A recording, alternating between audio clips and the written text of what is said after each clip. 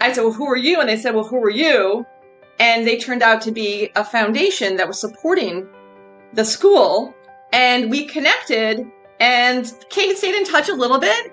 And they are the ones who offered me the job to work for them 5 years later because they were watching me. I had no idea they were paying attention. Welcome to Daring Breakthroughs, the podcast obsessed with helping individuals at all levels build unstoppable confidence, gain crystal clarity, and create powerful networking connections to create a competitive edge.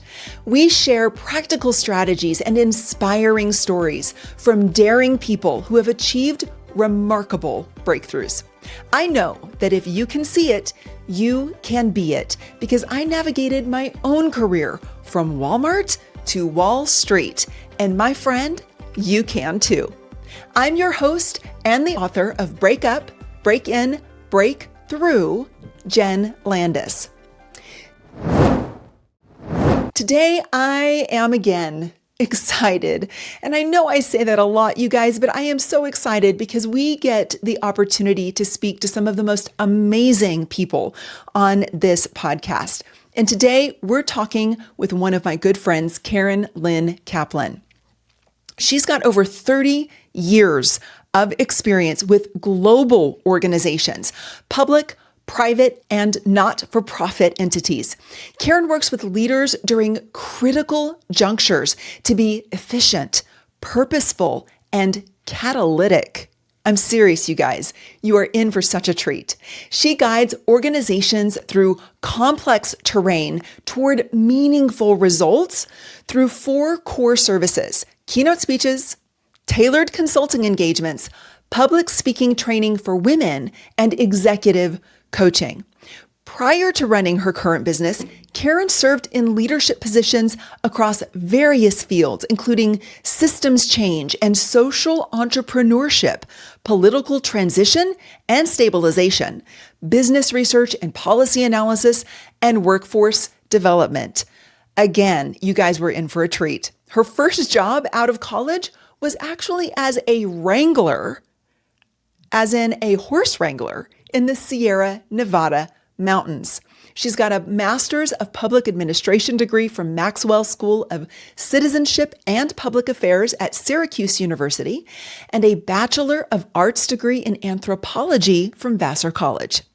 Karen is a trained facilitator and a certified coach. You are going to love her stories, her global experience, and her insights.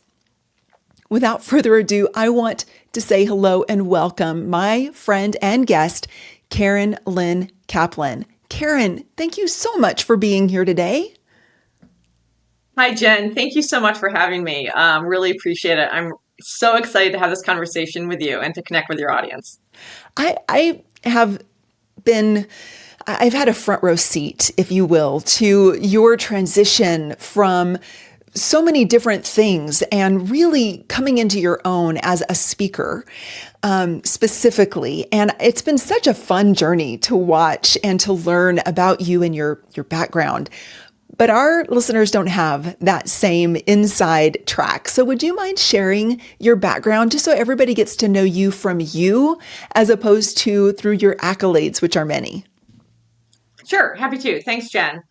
So I have a pretty varied background, which I personally have enjoyed, but it's been a real mix of international and domestic experience in the nonprofit, business, and government sectors. And for me, while my father always said, I don't see the common thread or the through line in your resume, Karen, in the days when you used to have one employer for your entire career, it always made sense to me. And I know, Jen, you're such an expert in people's career and journeys and all that. And if I look back at mine, it always kind of made sense to me, or it always felt right enough. And so I kept going with it. And so I really appreciated the diversity in the type of work and working with different groups of people in different places. And so for me, it really kept my learning curve incredibly steep, which kept me engaged and motivated and always learning. I love that. I love that. So let's go back to this because it's so easy. And we're often told, right, that a career is a ladder.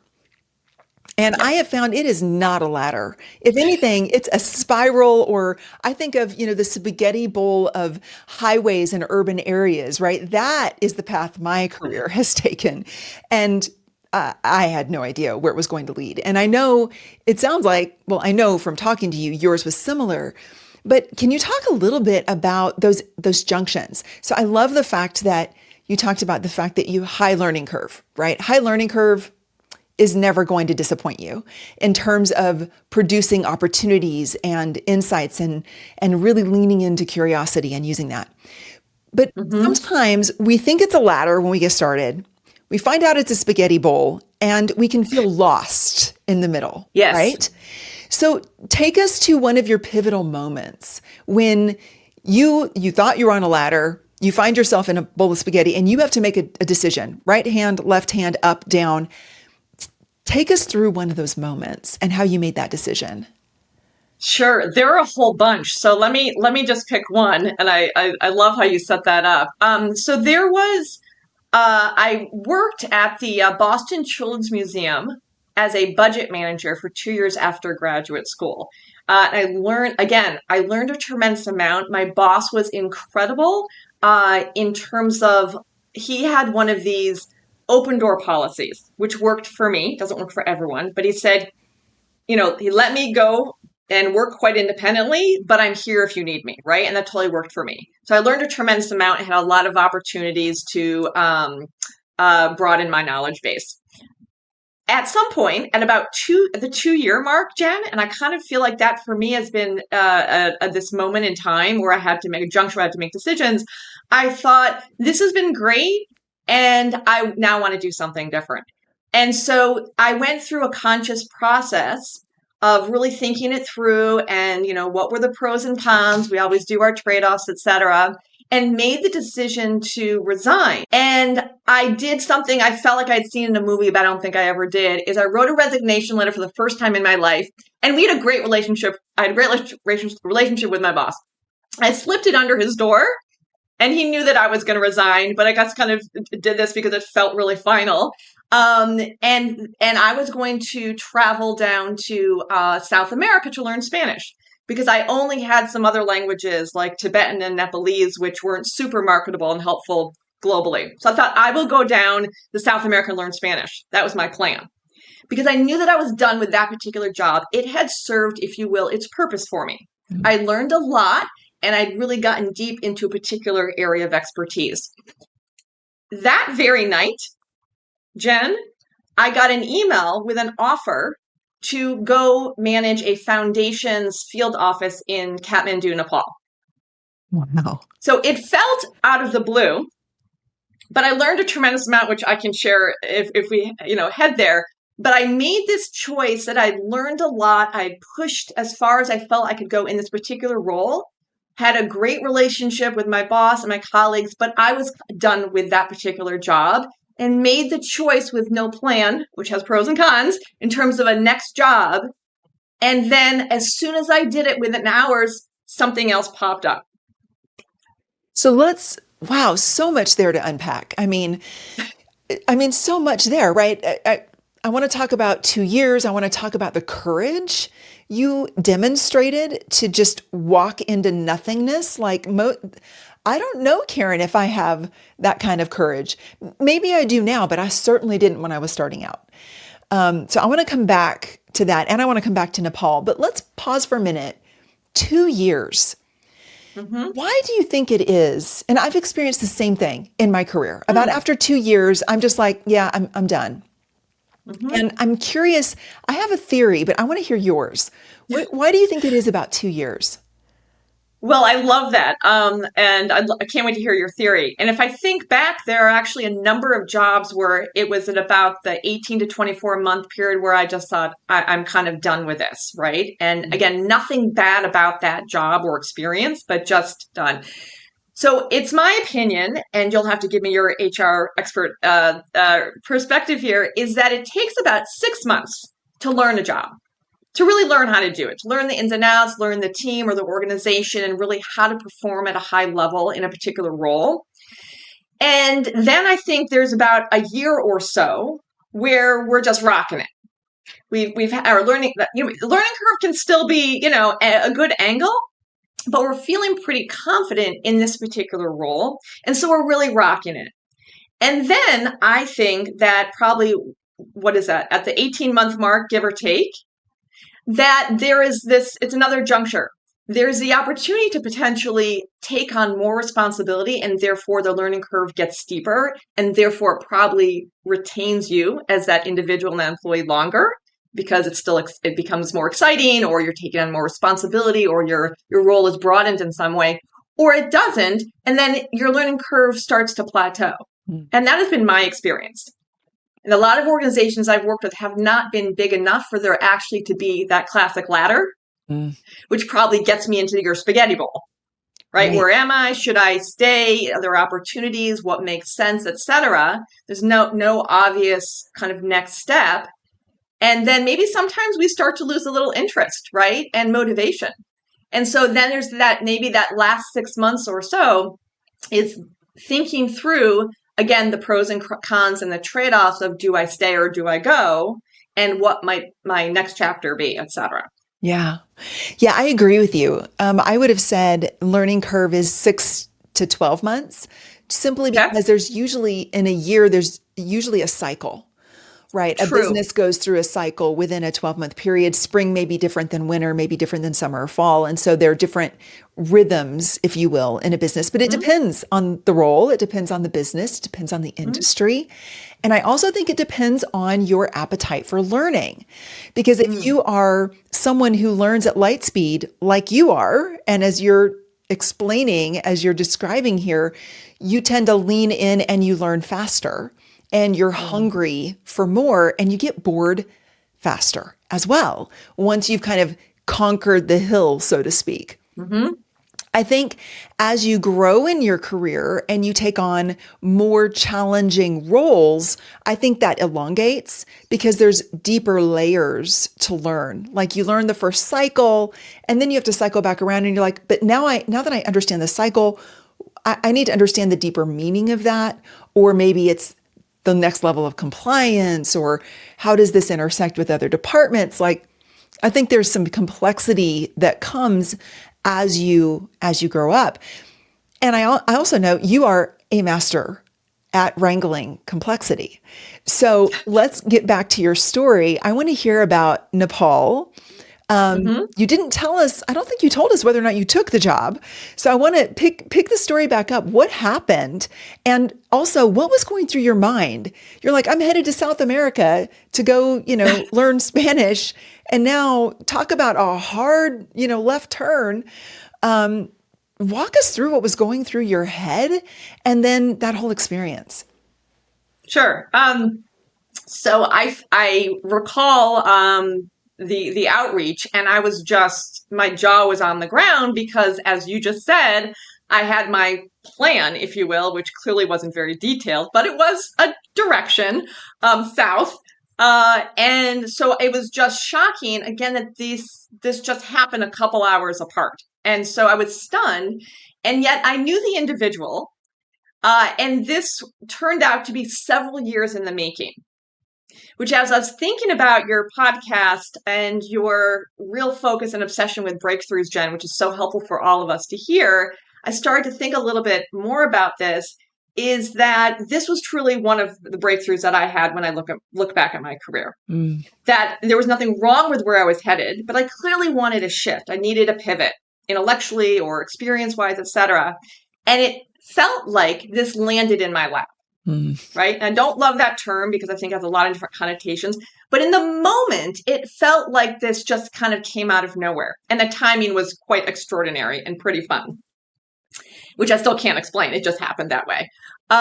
But it wasn't a magical moment in terms of a breakthrough that came out of nowhere. It actually was 5 years in the making, but I didn't know it. Wow. And this, I think, is one of my biggest lessons and learning, is that there's a lot that and I think you talk about this too, Jenn, there's a lot that goes into, that builds up to, that accumulates into a breakthrough. It takes a lot of hard work. It takes network. It takes, all sorts of things, and being open to opportunity and trying different things. And if I think about it honestly, in hindsight, all of those things were at play to allow for, to create a conducive environment for this particular breakthrough.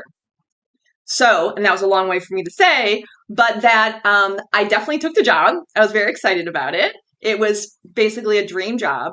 I had been in Nepal before during college. And then this was the next time. And I actually ended up going back every 5 years, over 20 years, pretty much feeling like by accident, but it kept happening, right? Mm. But again, one experience builds on the other, builds on the other. And then it becomes this, you can see in hindsight how these things do occur, right? But I did it, and it was fantastic. I just kind of relished in the way that it happened. So I've often heard an overnight success, it only takes 10 years, right? So to your I point, love that. it's all the churning that happens underneath that people don't see. It's Yep. all of the lessons that combine together to create this inertia that leads you to this place where this Correct. incredible breakthrough happens. I didn't know about the 5 year. This is the first time I'm hearing this story. So I love this story. And I talk about my own breakthrough that was 2 years in the making in my book. Hmm. So I think it's pretty common that there are all of these things that are happening and it feels like you're going nowhere. And yet when you Yes. stop and you look back, you realize, oh, all of that was preparing me. All of that was getting my foot on this path. Correct. And we never know who's paying attention or who's watching. So in this particular situation, I had been traveling across Asia, and I really wanted to do some volunteer work. I found some volunteer work in northern India, and I was teaching English. And all of a sudden, some visitors came, and nobody normally came to visit this school refugee camp type of environment. And I said, well, who are you? And they said, well, who are you? And they turned out to be a foundation that was supporting the school.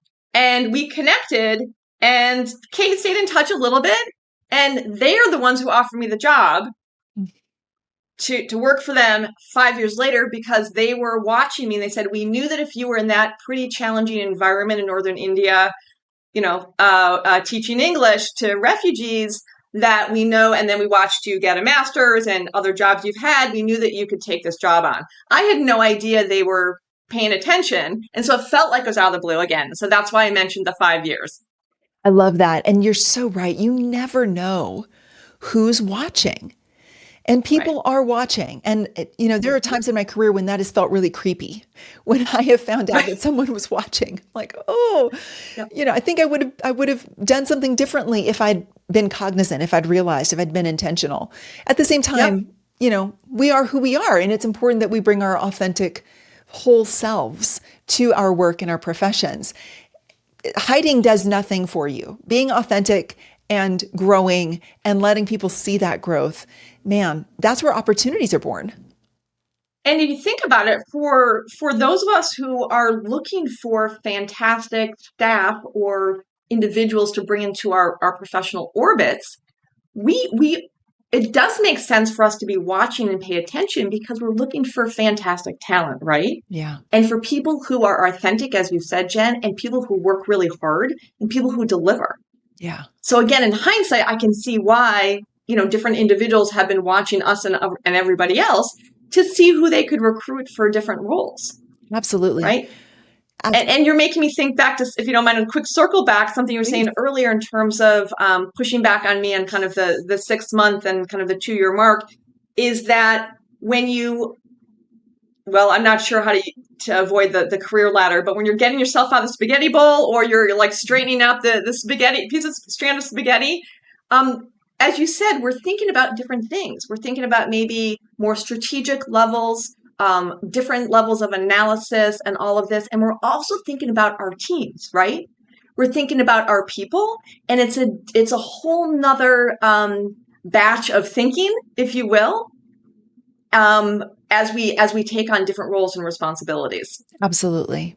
Absolutely. You're so right. In fact, in the previous version of this podcast, I actually talk about visibility projects as a way of getting noticed out of the crowd And I talk about the fact that those were the folks, the people who did these things and demonstrated initiative Hmm. in these unique ways. Those were the folks that behind closed doors, my C-suite executives and I would fight over because we wanted them on our projects because they were Yes. scrappy and they would figure it Yes. out, right? And so we Yep. were constantly watching. So to your point, absolutely. I totally agree with that. And if you're listening and you're interested in that, go check out the previous episode because we talk exactly about this thing. Do you mind? Can I interject? Because you Please, just really please. sparked my interest. Is when you said figure it out, this is exactly what I think has always been important, but it's more important these days, is the ability to figure it out, Yeah. the ability to problem solve. This, we talk a lot about critical thinking skills, and I was at a conference recently where they put up a huge slide that was really underscoring the fact that right now, especially, we don't even know what jobs are going to exist in a couple of years Yeah. because the economy is changing so rapidly. So how we are thinking about our professional futures really needs to change, and it needs to be more agile than ever. And so your point about C-suites, executives, leaders looking for people who can figure it out and get it done, I think is more important than ever, which is important for all of us to remember and think about how we want to be presenting ourselves and building our career, that versus being like role-based or particular expertise. It's, can we figure it out? Can we analyze and gather a lot of information quickly and figure out how to handle it? But I'd love your Absolutely. thoughts on that. Yeah, absolutely. I mean, here's the reality. AI is here. It's here to stay. And the doing portions of our work is going to get more and more automated and easier to do. Where we bring unique value is through relationship, through understanding people, and through deeper critical thinking.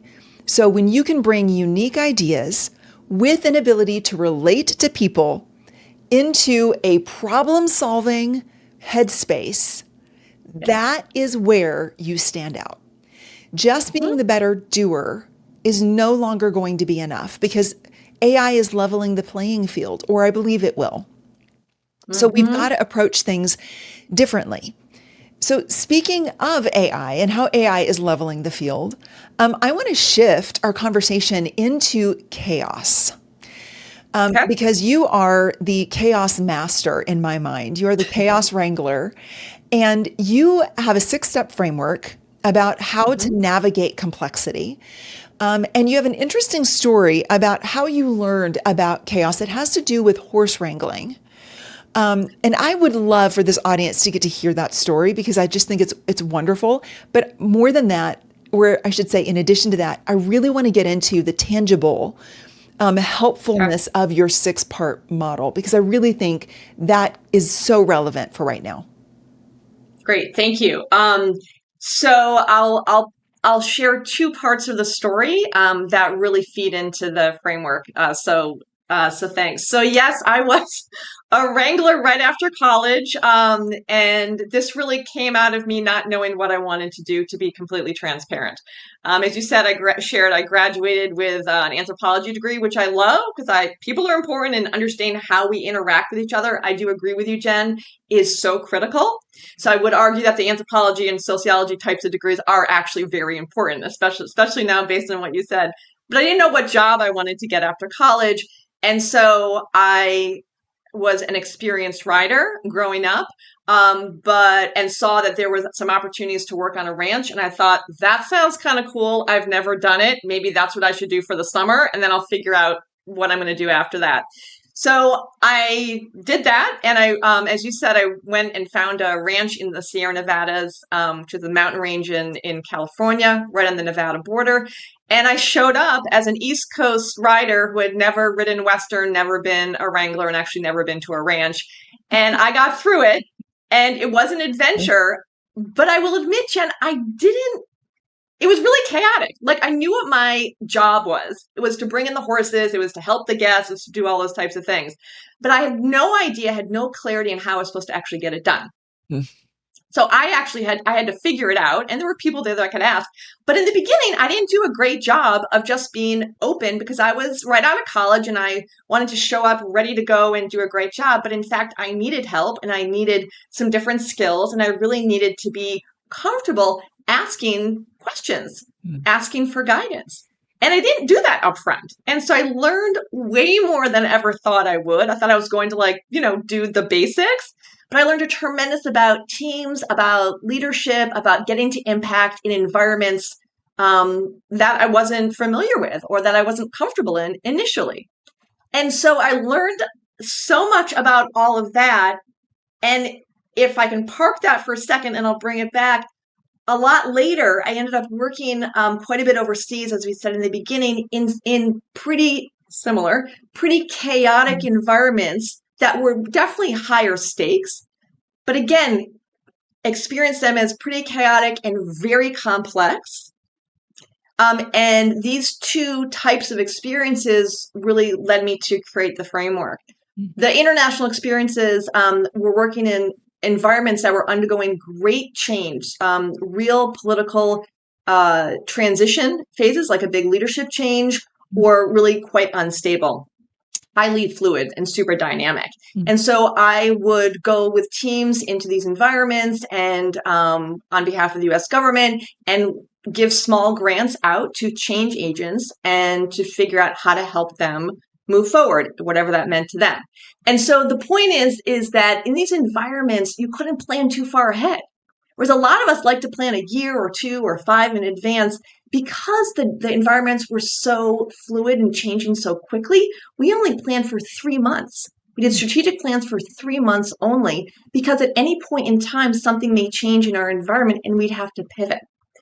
So I learned a tremendous about being agile, about building teams that could truly be resilient and adaptive, all while delivering results in these environments. And so after I did that work for about 10 years in different country contexts, and then coming back to the US and doing different types of jobs, I realized from the Wrangler ranch experience, from this overseas dynamic type of environments I was working in, and some other jobs I had, I realized that there was really something to this that can be applicable to all leaders working in very different situations. And so I became completely obsessed with creating a process to help leaders figure out how to navigate or move from complexity and chaos to find actionable clarity so that they can really achieve powerful impact.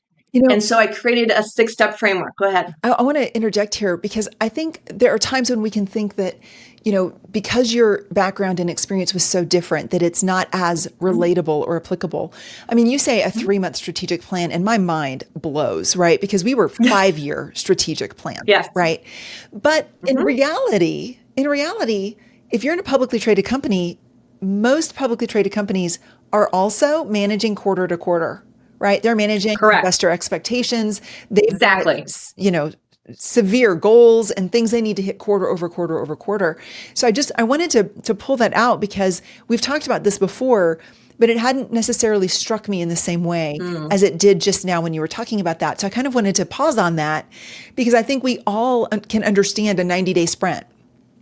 Yep. Whether it's a project or it's, entrepreneurially, same thing. You and I have worked on 90-day sprints together to get to specific milestones. So I think, this is so relatable, I think, to all of us, regardless of whether you're an entrepreneur, you're in corporate, you're in private, you're in nonprofit, you're working government. I think it works for all of it. And certainly with chaos. So I want to get back to your 6-step framework because I think this is really important. Well, I appreciate that because you're absolutely right.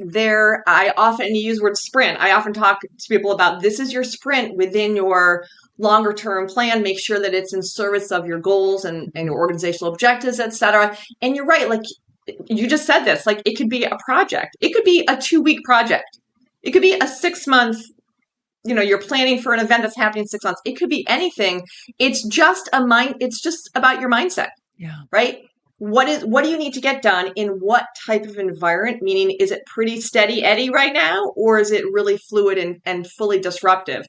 What I try to tell my clients and when I work with them and work with leaders is what is your environment looking like and what feels right, like what length of time to plan feels right. Mm. Meaning, if you truly don't know what's happening, then plan for shorter. It doesn't have to be 3 months, but something that's shorter that you can pretty much see where it's headed.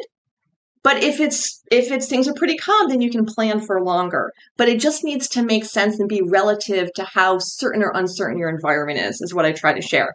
And you're absolutely right. When I came back from being overseas, COVID happened, and I ended up consulting and supporting a bunch of nonprofits who, like the rest of us across sector, the whole world is trying to figure out what to do with this major disruption. And I realized, Jen, that I was using the same steps and approach that I'd used overseas in Tunisia, Nepal, and Lebanon, and some other places in more dynamic environments. I was using the same techniques while I was supporting nonprofit leaders in central New York. And I thought, okay, there's something here, that this truly is, like you're saying, Jen, applicable to any leader in any industry or sector. So then I really started to whittle it down. And so it is my 6-step impact framework, which really goes through, again, supporting leaders to move from complexity and chaos to clarity to impact. So the first step is to inquire, to really ask these questions to gather more information so that you have something to move from, to make sense of. Yeah. And then the next step is make decisions, right? Mm-hmm. We get stuck. And sometimes we get stuck before we even get started. Yeah, we do. So you can have the best data and the most intricate analysis, but if you don't actually make a decision, then how do you move forward? And then the third step is plan, which we were just referencing. It's to really plan out how you're going to get it done. How the things that you've just prioritized in your decision-making process, how are you going to get it done? Make sure everyone's on board. The basics of who, when, how, etc., all in service of your why, which is your objective, is really critical. The next step is act. To make it happen, you got to move forward. And then the next is check, which is actually my favorite. And the whole idea here is once you're on your path, your journey towards your impact, right? So you've asked the questions, you've made some decisions, which really means prioritizing. Then you've come up with a plan and how to action your priorities, etc. And you're going and you're executing your plan. Partway along your journey, it is so important to stop, take a breath, gather your team, and take a look at your plan again. Mm-hmm. Has anything in your environment changed? Is there any new information you should consider, right? How is everyone doing? Do you need to make any changes, or is it good? Has the environment stayed pretty steady, or your plan was adaptable enough that you're good to go? It's fine. But pausing partway through to check in and make sure you're still on the right trajectory to reach your goals is critical. And it's the step that most leaders hate to do because they really feel like they're messing with momentum. So it's really hard. And I think it's the most important step. And then finally, the 6th step is to transform. That's the big idea. So after you've followed all of these steps, you are achieving your vision and the realization of your goal. Love it. I love it. I want to go back to something you said at the beginning of this when you were talking about planning. And in moments of uncertainty, pick a planning horizon that feels reasonable to you, that feels realistic to you.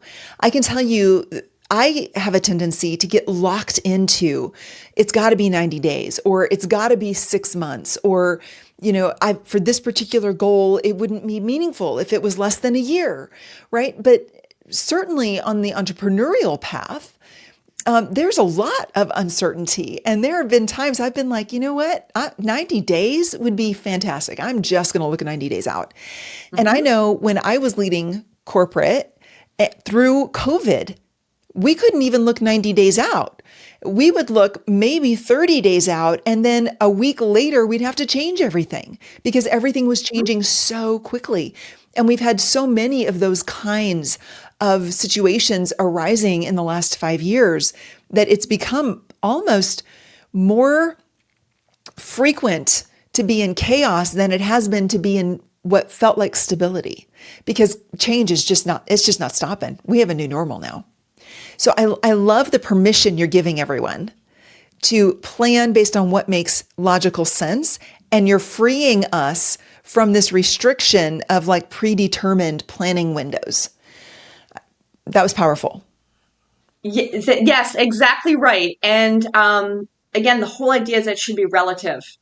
It needs to make sense. And I do acknowledge and understand that some of our organizations or companies, so not on the entrepreneurial side, right, which you and I are really in, Right. is sometimes they say you have to have, there are certain mandates, there are certain planning mandates, and that's fine, right? You can still do a shorter term, like you say, sprint within that. Right. Right. So maybe your team is working on something shorter term, and maybe you're experimenting to bring in the entrepreneurial mindset.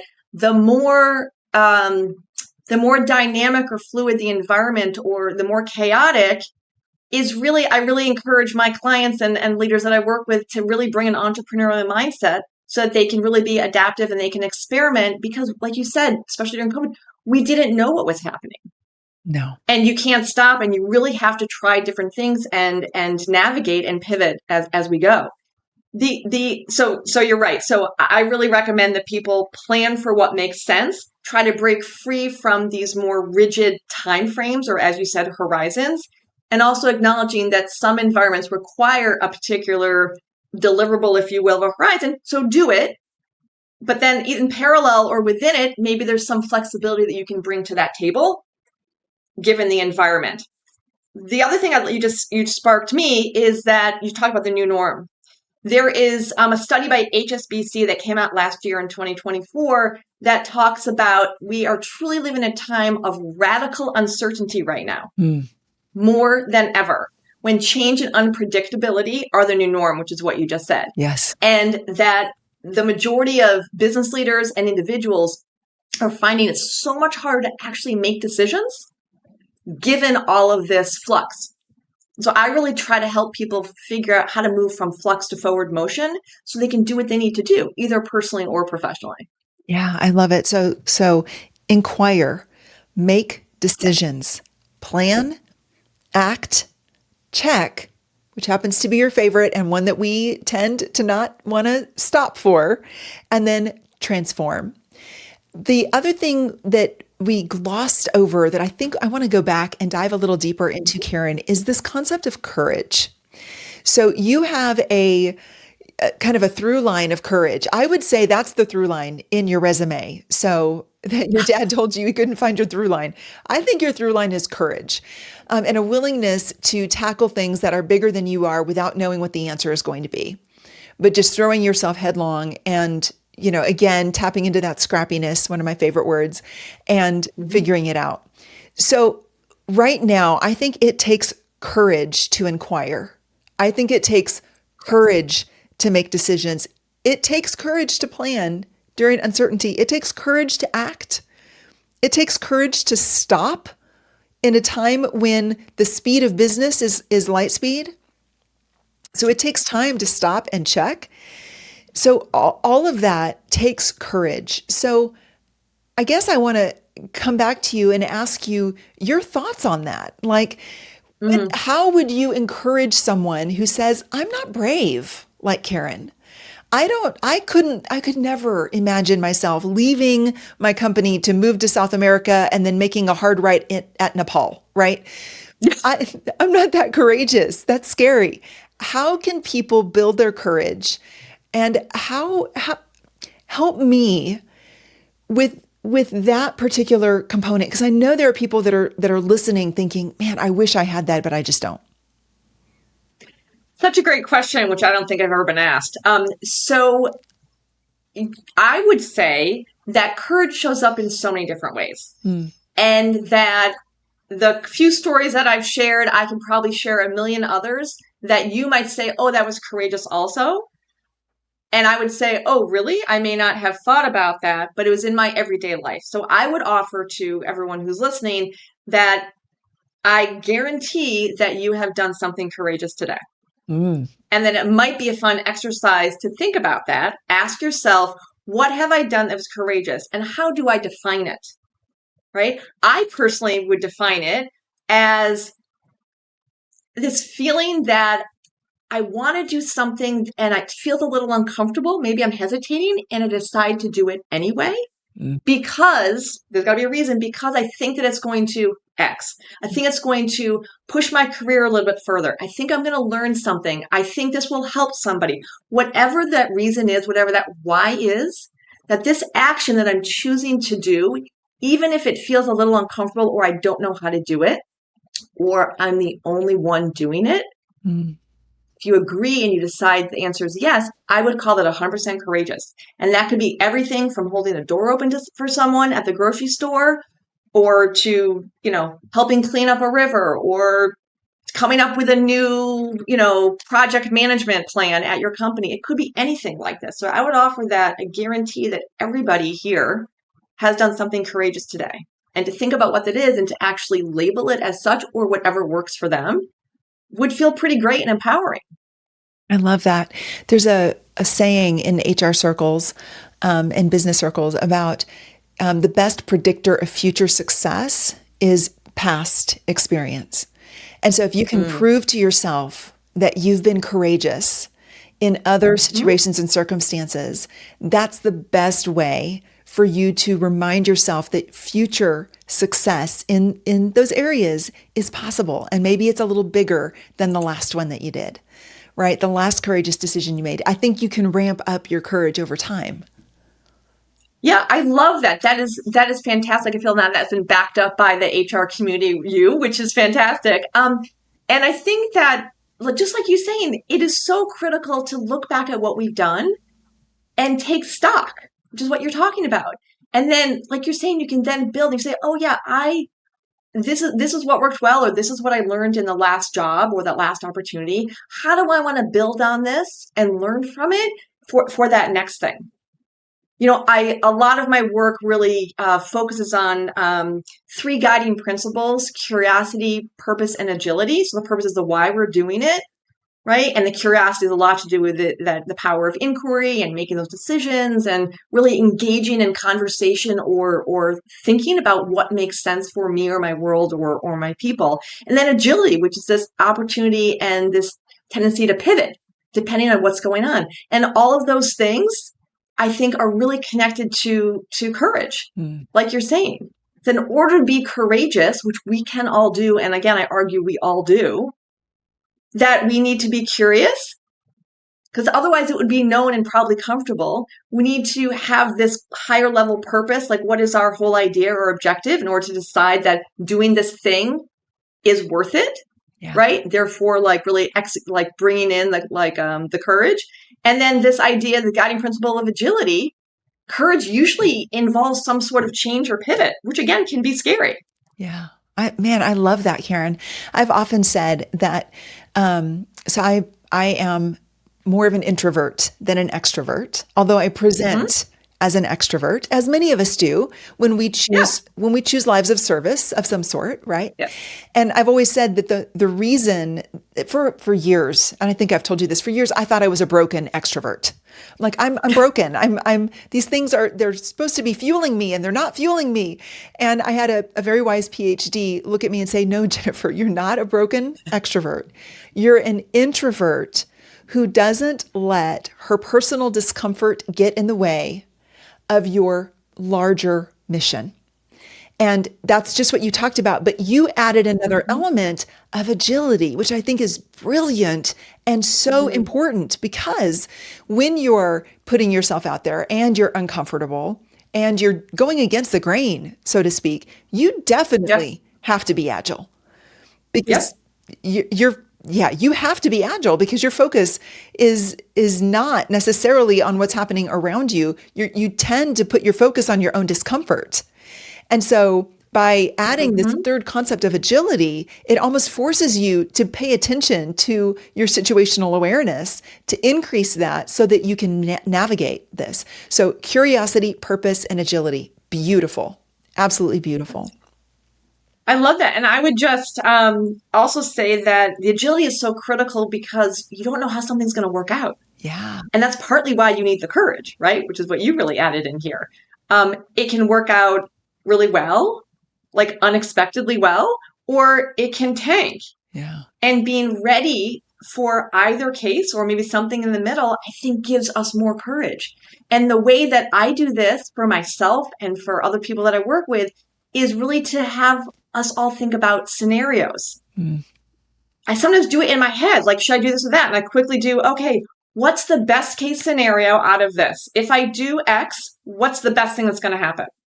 What's the worst thing that's going to happen? And then what's the most likely? And once again, it can be quick in your head or it's a big process with Post-its in a room with your whole team, that once you've thought through those edges, the extremes, the best and the worst, if they happen, we're ready for them. And I think that gives us more courage to do things that, again, maybe seem opaque, uncertain, and or uncomfortable. So good. So good. So Karen, people have heard you. They're amazed by you, as I am on the regular, and they want to work with you. How do they find you? I'd be happy to connect with your audience. They can find me either on LinkedIn at Karen Lynn Kaplan or on my website, KarenLynnKaplan.com. And we will include all of that in the show notes. Any final thoughts, Karen? Any final pieces of advice, perhaps, for our listeners out there?